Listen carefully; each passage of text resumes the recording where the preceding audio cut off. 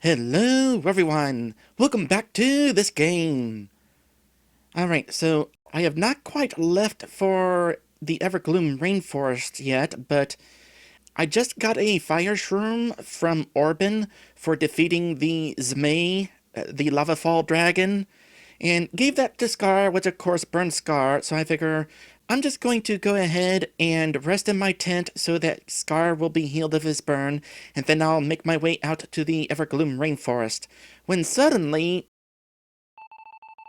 I've unlocked the optional quests for Chapter 3. I thought these didn't unlock until you were already through the first area of the chapter. But no, you just have to rest at some point during the chapter, and that unlocks them. Well, that is useful information. So, at the start of every chapter, go rest in your tent. And that'll get you these optional quests early. Okay, so I have just finished Nolwen's latest quest. I wanted to bring attention to this book right here. Forbidden Record, Ramblings of an Oracle. The following last sight was uttered by an oracle on the year V390. I am unable to make any sense out of it, yet the mere thought of it consumes me. A beast adrift in the sea of stars gazes upon Avi and all its glory. Slowly does it spin its unanchored mass, only to desperately gasp for air.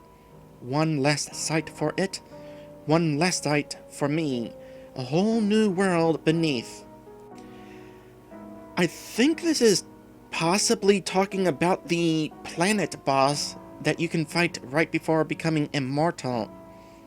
It's adrift in the sea of stars, and it spins on its unanchored mass.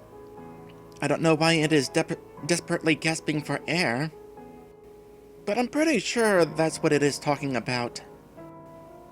So I thought that was pretty interesting to point out. Another thing I want to point out, and it's actually pretty useful information, whenever you sleep at a camp or in your tent, if you hold the action button, it makes the sleeping sequence go faster. Already at the save menu by the time the sleep song finishes.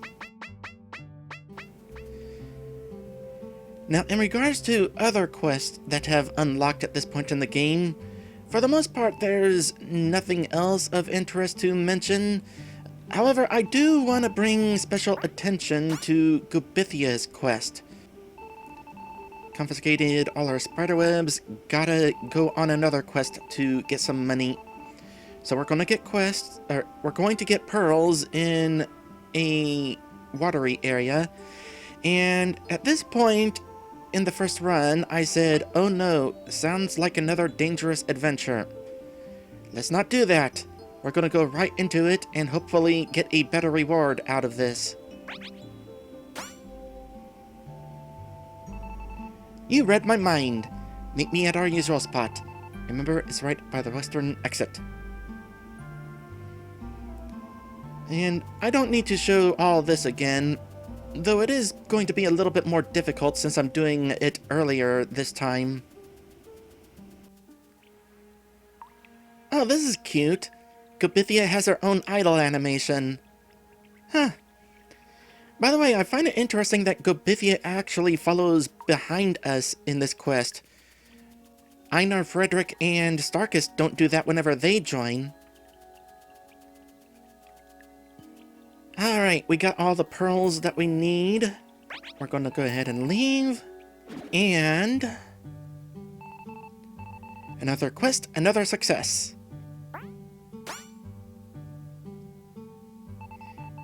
Let me take the pearls off your hands. Thanks for being a great mentor and friend, Lambda. Mama used to make these amulets.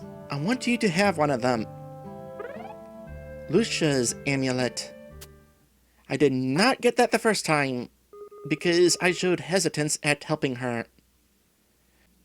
And this part's going to proceed the same, so let's skip ahead and find out what I just got.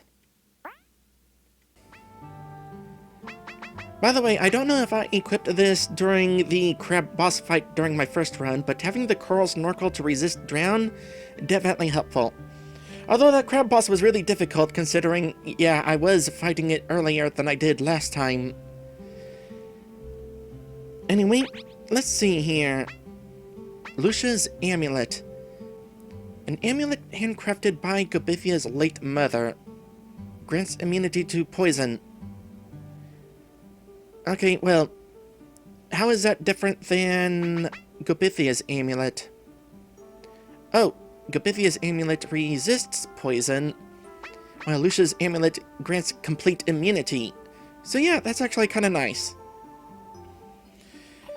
By the way, upon rewatching footage from my first run, it occurs to me that I have already learned regen and tension relief during my first run. I just used them so rarely that I forgot that I learned them. Speaking of tension relief, lose all of your current TP, but heal over twice as much as your own HP. Well, it turns out, as far as I can tell, the healing power of this spell does not actually increase. I still healed the same as I did earlier in the game, so the usefulness of this spell winds up going away regardless. I have also learned that using a counterattack always uses a spear, regardless of what weapon you have used during battle. Now then, let us go ahead and make our way into the Evergloom Rainforest, and I will meet you somewhere along the way. And as it turns out, I am meeting you right at the entrance of Evergloom Rainforest, because there is something that I completely missed during my first run. So I was admiring the froggy, and then proceeded basically directly left, failing to notice that at the very bottom of the screen, there is a path. What's down here? A lot of water, more froggies, and turtles. Okay, a froggy and more turtles, I should say. Oh wait, there's another froggy. And a bunch of mana shards. And what are these? Spirit dust? Okay, that's no huge loss. Alright, well, I didn't miss anything important down here, but just FYI, this is down here. What an interesting little peninsula we got here. Is this supposed to look like something? I feel like this is supposed to look like something. Alright, it is time to take on the Thunder Army. My first time through, I basically obliterated it with an Unleash, and this time I want to try winning this fight a little bit more legit. So I have equipped the Ring of Wisdom to grant me a magic defense buff, and also the Coffee Band, which also increases magic defense a little. Because this thing hits hard. Scar is going to die, FYI. I'm also going to go ahead and use an Earth in order to ensure that I don't die. Ignoring the Unleash, and I'm going to drown it. Drown the entire army.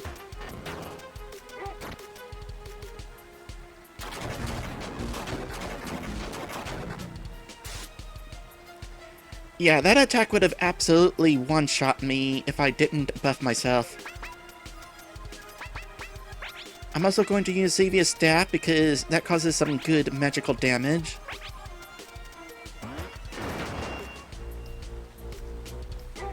Very much weak against Earth, by the way. They are holding a war council, so FYI, you get a free turn after their powerful attack, which is good.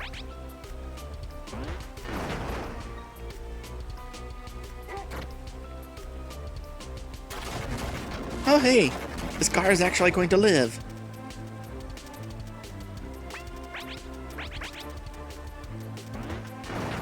Cool. And there we go. That is how you win the fight without just cheesing it. And because I just like this scene a whole lot, I have come back to that mushroom for a free heal. Thankfully, resting here does not respawn any of the monsters. And welcome to the Tuonela, where chickens go to die. I am fairly confident that this is going to be our eventual destination for the alternate Chapter 5. Let's go ahead and ensure that that is where we are going to wind up going. So, Starkus, Frederick, and... You should speak with Frederick and Starkus before leaving. Well, I mean, there is a Kuma plant up there I wouldn't mind having, but... Oh well, we're not going to be fighting a boss yet anyway. So, during the first run, I talked to Starkus first and then Frederick.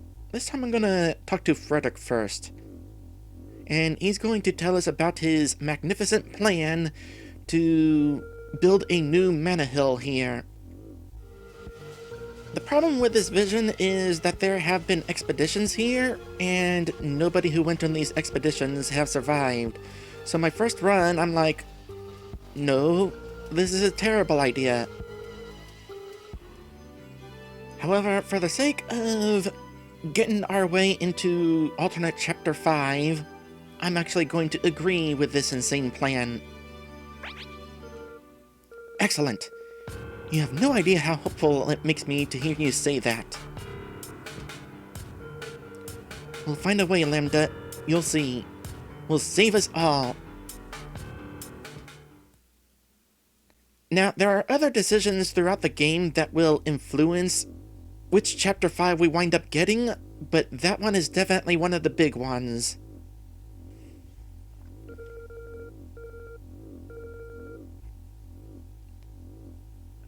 Oh, I just stumbled upon a glitch. I'm guessing that because that cutscene didn't have message windows, the message windows were left turned off.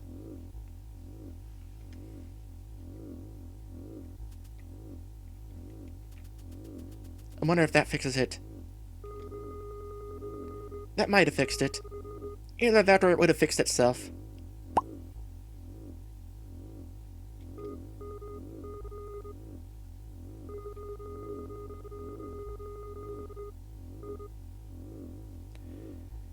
Is it a fool's errand? Not for this run. Fine, believe what you want. Go ahead and throw your life away down that hole. Because losing more Manafinders is precisely what we need right now, right? No, it's going to be okay. I'm going to become immortal. Although, as we have learned with Vikar, being immortal doesn't mean you can't be killed. It just means you won't die of old age. By the way, I forgot to point this out, but we cannot save while we are here. Not even the autosave will work while we're here.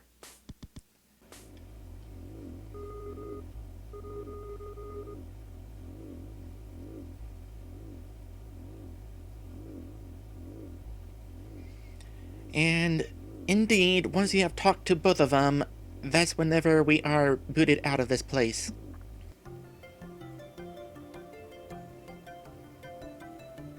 Out of curiosity, it's getting late, find a place to camp. And I think this is actually the first instance where I'm prevented from backtracking. All other camps up to this point, I could backtrack away from camp before camping.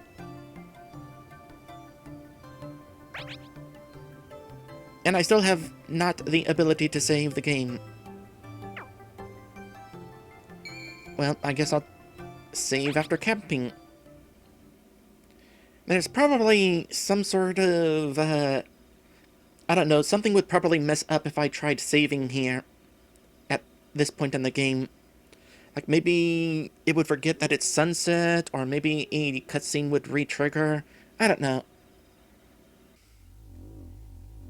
And sure enough, now that we are no longer cutscening, I do have the opportunity to save here. By the way, would you like to know how I have been handling Allaror's wrath this time around? This is how. Screw all y'all!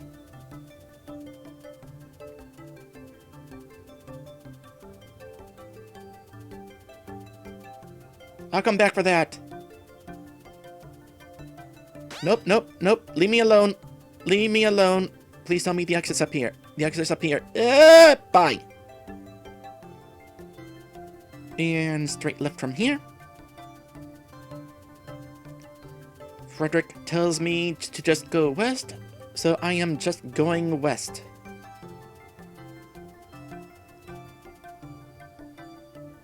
And there we are. We're done with Allaror's wrath. Yeah, mostly. The main thing is, we can get the Plains Crown. Equipping that, we'll disable enemy encounters in Allaror's wrath. Knowing that this is here is very useful, because now I can just backtrack to find all the goodies that I've been missing, not have to worry about being pestered by all those enemies.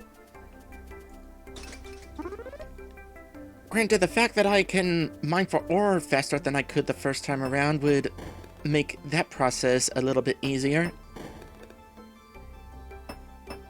Now, because I have not fought all the random encounters out here, this does mean I'm going to be proceeding at a lower level than I did during my first run, so that's going to be a thing.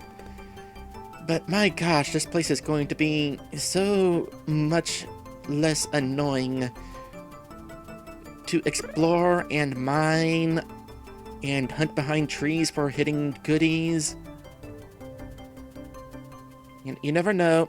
There's a few of them out here. Huzzah! My paranoia is justified. There is a hidden item right there. A rainbow hyacinth. Hyacinth. I've actually found 3 of these things, though this is the only one that is completely obscured. We'll give that to Scar. Probably not actually worth searching behind every single one of these trees. I mean, I didn't find a whole lot. However, there is one other thing that I found behind the trees, right here at the camp, is the rainbow belt.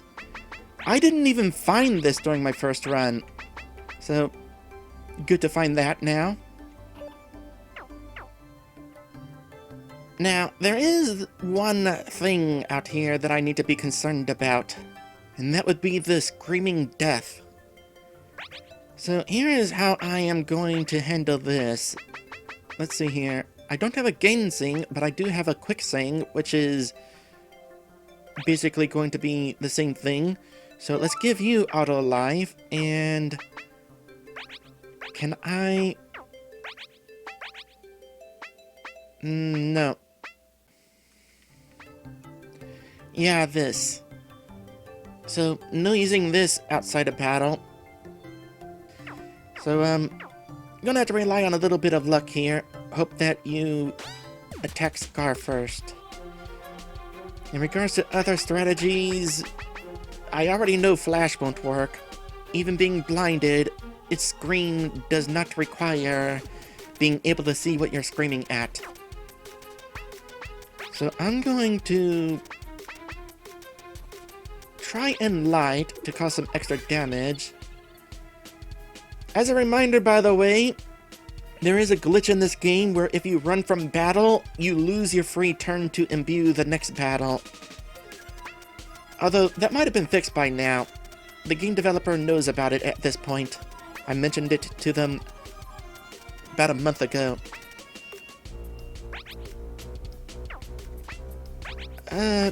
Beast Slayer.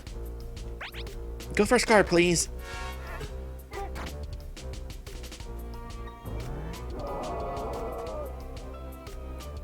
Wait. Why didn't that cause instant death? Oh my gosh, is there only a chance that that'll cause instant death? Have I been getting unlucky this entire time? I know it's not the ginseng that does that.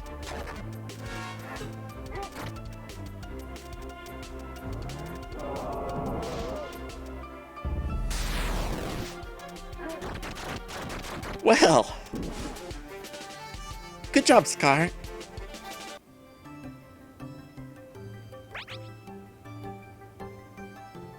No, seriously, how? I mean, FYI, this was not my first attempt. This was my second one, and the first attempt, Scar totally died during the screaming and was saved by the auto life. Oh well, I can't complain. Now there is another enemy out here that I am kind of concerned about. And that would be the pterodactyls. The kamikaze pterodactyls. I would like to figure out how I'm supposed to actually deal with those things. Thankfully, I know they spawn quite frequently in this last section out here, so I'm gonna go ahead and remove my plains crown and see if I can figure out a strategy for not losing almost all my health every time I fight them. Alright, I think I know how it is that I am expected to handle these things. Here in Allaror's Wrath, you can find a crystal that will teach you Flash, which blinds all foes in combat. This includes the kamikaze attack. Now, I'm a little hesitant to be casting this every single time I encounter these things because so many of these things will spawn. But at least it only costs 3 crystals, and additionally, in an earlier location, I had also acquired dirt, which I can also use to blind it. Like so.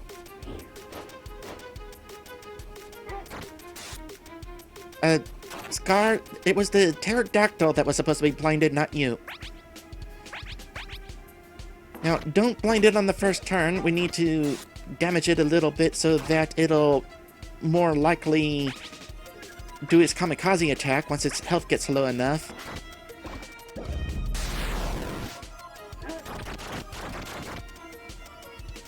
And there we go. And by the way, I think the amount of damage that it causes when it does its kamikaze is based on how much health it has left at the time. So even if that hit, it wouldn't have caused a whole lot of damage. Still though, the pterodactyls here are obnoxious. So either blind every single one you come across, or just skip through the area like I did. At the least, if you do fight the monsters here, the elephants will replenish your mana shards. Now then, it's a bit of a trek before we reach our next destination, so I am going to go ahead and end things here today. And next time, we are going to lose to a Zane. Thank you all for watching, and I will see you in the next one.